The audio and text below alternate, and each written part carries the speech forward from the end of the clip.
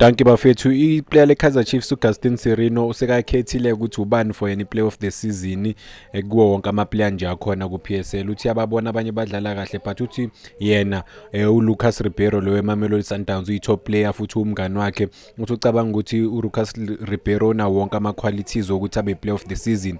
Uthi because the numbers are there as well ukuthi uLucas Ribeiro udlala kahle wonke amagame awadlalayo and Sundowns yenza kahle kakhulu. Uthi for yena the best player in South Africa manje uLucas Ribeiro and udeserve a play of the season.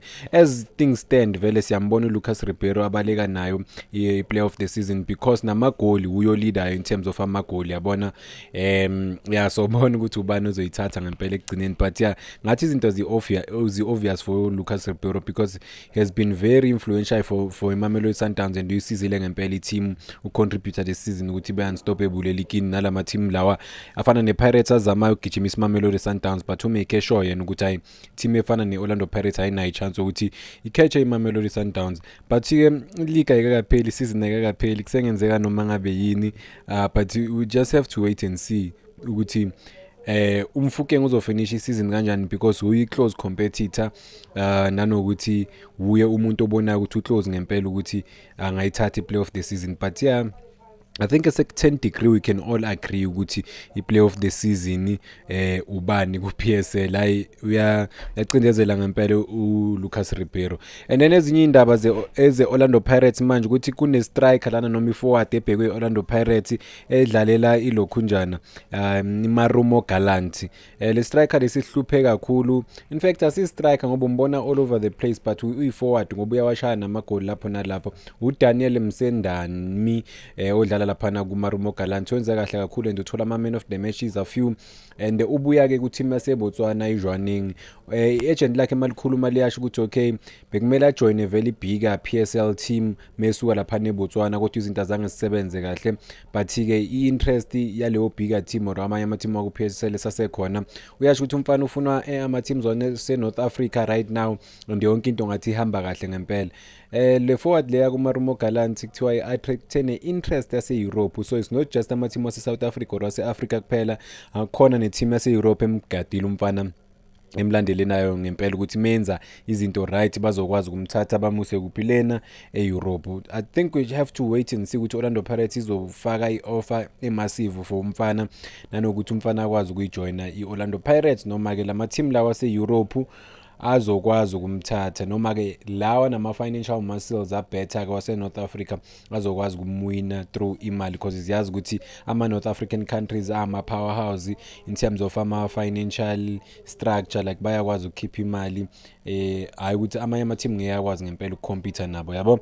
Eze-Stellenbosch-ke kuthiwa i-Stellenbosch kune-injury enkulu i-setback ngempela khona olimele lapho ku-Stellenbosch kubonakala ngathi vele i-career yakhe okwamanje the season izoma umfana lona-ke uStevens wakhona ugoalkeeper one of the best goalkeepers of the season the uyadlala ngakhona nale uyaconsider less ngakhona highly influential and uyi-captain laphana ku-Stellenbosch but kodwa the 32-year-old bathi ulimale during i-second leg i-warm up against iZamalek yabo bathi kodwa-ke njengoba walimala kuleya match but still wadlala washaya i-clean sheet laphana bathi since then uMasuluke simbonayo vele ovimbayo laphana ku-Stellenbosch odlale for the past 5 games yabo. So mawubheka ukuthi iStellenbosch somkhumbula ngempela ugoalkeeper wabo because he has been highly influential nanokuthi uyisize kakhulu i-team ibe la ikhona this season leader at the back umake sure ukuthi zonke izinto zihamba kahle laphana emuva. iStellenbosch somkhumbula ngempela ugoalkeeper waso going forward yabo. So asiyeni le Casablanca la kudlala khona uThembi Inkosi Lodge noMayilula la kumele khona ba decide ukuthi bayamkhipha uThembi Inkosi Lodge or uMayilula noma bazokhipha isizable off ukuthi bakwazi ukwagcina lama players oyi2 yabo. So uThembi Inkosi Lodge ngaba sazi ukuthi ku-loan from Mamelodi Sundowns ngapha uMayilula yena uku-loan from i-team yase-Canada kuthiwa Toronto FC. Bathi bowu2 lama players lawa ane-clause kusho ukuthi bangakwazi ukuwathenga if baba impressed ilama team baba impressed. So they just have to wait from i-director yaku-Casablanca ukuthi i-decide ukuthi iyawathenga lama-player ngoba lama-player aphefoma kahle kakhulu. Simbonile uThembi Nkosi Lodge last game aze ashaya i-goal yabo, and then kulaba athole khona amabhonus amahle kakhulu from i-team yabo bo-2 le team lena-ke yale eMorocco kuthiwa iCasablanca. Ezinye-ke zisematheni ziningi kakhulu iy'ndaba ey'phumayo nanokuthi i-Kaizer Chiefs khona abapredictile le match lena ye-Nedbank Cup. Kuthiwa uthi opredictile lana kuSokhala-Dumo uthe lona-ke bekadlalela i-Orlando Pirates yabona umjebu, uthi Saturdays i-final yakhona izoba another painful chapter for ama-Soweto Giants i-Kaizer Chiefs. Uthi akayiboni i-Kaizer Chiefs ishaya i-Orlando Pirates yabona. Uthi u-100% yena ukuthi uyabelieve ukuthi Orlando Pirates izoyishaya i-Kaizer Chiefs again yabo ku-Nedbank Cup finally for a third season in a row ukuthi ikwazi ukuwina le cup leli Orlando Pirates. Uthi akabona i-Kaizer Chiefs iwina, uthi ama-players we-Kaizer Chiefs aleka i-confident nanokuthi-ke kune-difference enkulu between these two Soweto Giants. I-Pirates on the other side kuthiwa ine-confidence nanokuthi baphefoma kanjani nje amalangeni nanokuthi baqeda ukuyishaya i-Kaizer Chiefs. So going to the match uthi akayiboni i-Kaizer Chiefs ine-winning mentality that is needed for a team edlala to this level. Uthi for example amagoli ayi-2 i-Pirates ewakorile bokuyi-gift nje from i-Kaizer Chiefs. Kusho ukuthi i-Kaizer Chiefs iyahluleka ukucontrola lawo mabhola-ke. Elinye elibaluleke kakhulu suke umdusha balala njengoba asho naye i-former football star ukuthi bokuyi-gift. Uthi uRile Mfukeng noNkotha ba-different ba-ama-team players ingakho ukuthi Orlando Pirates ikwazi ukuhlangana kanjena so I think we have to wait and see because singa-speculate as predicted the way i-City match izohamba ngakhona, but at the end of the day 11 versus 11 omisele during the day uyozokwazi ukuthi awine leyo game leyo. But-ke abantu abaningi sebapredicte ukuthi i-Pirates izowina. They don't see i-Kaizer Chiefs ngempela iwina, but we just have to wait and see ukuthi igame yakhona izohamba kanjani. Two Soweto Giants bayahlangana-ke lapha neMoses Mabhida badlalela-ke icup elikhulu madoda. I-Kaizer Chiefs lidinga le cup ngempela yabo, iyalidinga ukuthi ikwazi ukuliwina le cup leli for the first time in 10 years ikwazi ukuwina icup ijabulisa ama-fans. Okunye ngifuna ukuvala ngakho la ukuthi mina it's sad for me ukuthi okay ama-team both Kaizer Chiefs and Orlando Pirates they are pushing more i-fashion manje.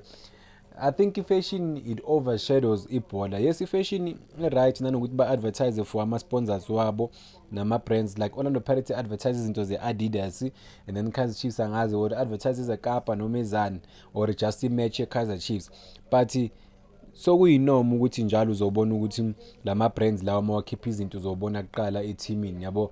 So kuze baze baya-compare ihlelo ukuthi abana bagqoka kangcono, but at the end of the day the most important thing ibhola lasegroundini nanokuthi way-2 ama-teams adlala kanjani.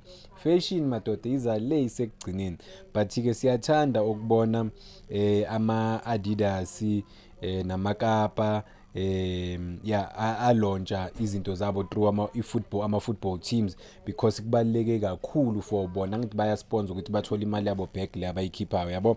uRile Mfukeng we-Orlando Pirates umfana omncane president yama-2000 seveze noma uqeda ukukhipha i-foundation yakhe. So i-foundation yakhe-ke ngale star lesi iphumile and then uyi-announce ku-Instagram and uthi ujabule kakhulu yabo.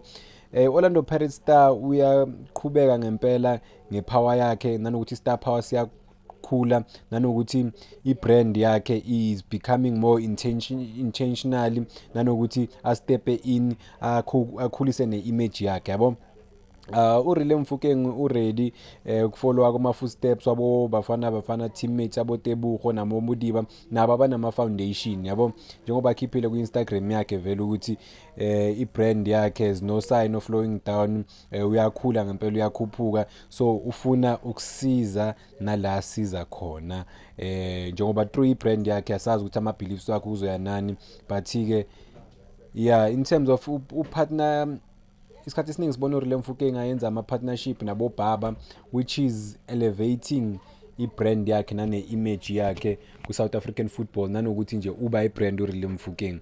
So maningi kakhulu ama-team noma ama-brand aza kuye, but-ke manje naye sekanelo i-foundation yakhe la azosiza khona community or ama-youngsters, sobona ukuthi uzofocusa kuphi ngoba i-brand yakhe uqeda nje ukuyi-announcer isafika. But ngiyazi ukuthi uRello Mofokeng leyo simbona ngakhona le uyayenza izinto ngakhona, uyafuna ngempela ukushintsha mhlawumbe iy'mpilo zabantu. But mina I think it's too early for the young man. Obviously abantu abaround yena benza zonke lezi zinto lezi, but-ke shout out to Rello Mofokeng nale way enza izinto ngakhona, izinto afuna ukuzi-achieve. For yena una-20, I think going for 21 if I'm not mistaken, but ufuna ukushape izinto nanokutshentsha iy'mpilo zabantu ey'ningi. So bona ukuthi i-foundation kaRello Mofokeng izofocusa kuphi as i-brand yakhe negama lakhe likhuphuka njalo.